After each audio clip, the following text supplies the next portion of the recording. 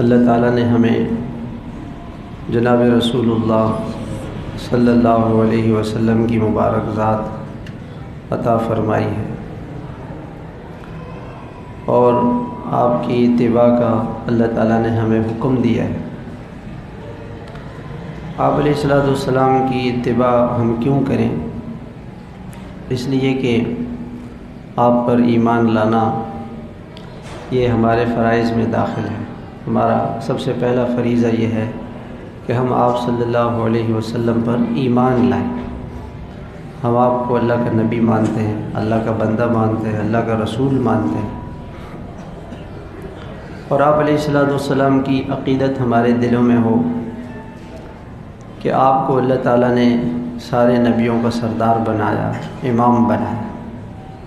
جب آپ معراج پہ تشریف لے جا رہے تھے تو مکہ مکرمہ سے پہلے آپ کو بیت المقدس لے جایا گیا، اور وہاں بیت المقدس میں سارے نبیوں نے آپ کی اقتداء میں، آپ کی امامت میں نماز ادا کی، تو آپ کو امام الانبیاء اللہ نے بنایا، اور آپ کو اللہ تعالیٰ نے سید الاولین والآخرین بنایا۔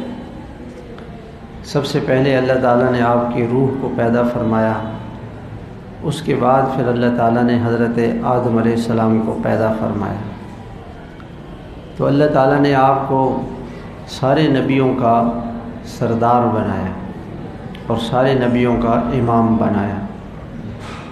اس لیے آپ کی عقیدت، آپ کی عظمت ہمارے دلوں میں ہو، اور آپ کی محبت ہمارے دلوں میں سب سے زیادہ ہو، ماں باپ سے بھی زیادہ، اولاد سے بھی زیادہ، سب لوگوں سے بھی زیادہ۔ یہ آپ کا حق ہے، آپ علیہ الصلوۃ والسلام کا حق یہ ہے کہ آپ پر ہمارا ایمان سب سے زیادہ ہو، آپ سے محبت سب سے زیادہ ہو، اور جتنی محبت ہوگی اسی محبت کے بقدر آدمی عمل کرے گا۔